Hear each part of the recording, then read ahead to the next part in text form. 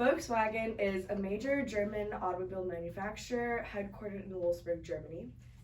There are federal guidelines regarding emissions released by vehicles every year, and it was found that Volkswagen has been cheating these emission tests. So their defective vehicles were responsible for between 240,000 and 950,000 tons of nitric oxide emissions per year.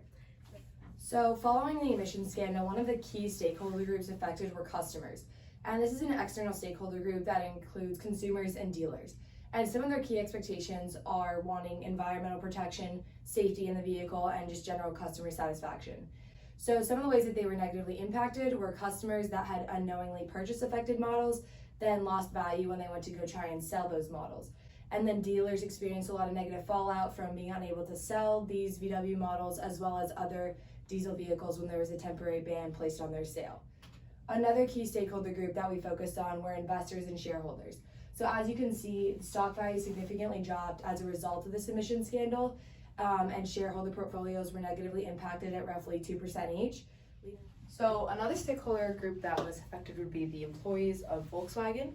So following the scandal breaking, employer rating sites saw an immediate downturn in employee satisfaction. For Volkswagen, many employees felt like they had been lied to or like their trust had been broken. And as Volkswagen faced the consequences and ended up having to pay a lot in terms of settlement costs and compensation costs, etc., they ended up having to cut about 30,000 jobs. And then the last stakeholder group that we'll discuss would be society. So society was obviously affected by these excess emissions in terms of the environment and also public health. Studies found that an estimated 60 premature deaths will happen in the US by about 10 to 20 years. So now we're going to take a look at what Volkswagen actually did to combat this problem. First, the CEO publicly apologized and then stepped down. Next, the company launched an internal inquiry to find out the cause of this problem and to make sure it never happened again. Then the company recalled millions of vehicles worldwide. And then what we feel is most impactful on their public relations was investing $2 billion into spending money on an electric vehicle for Volkswagen.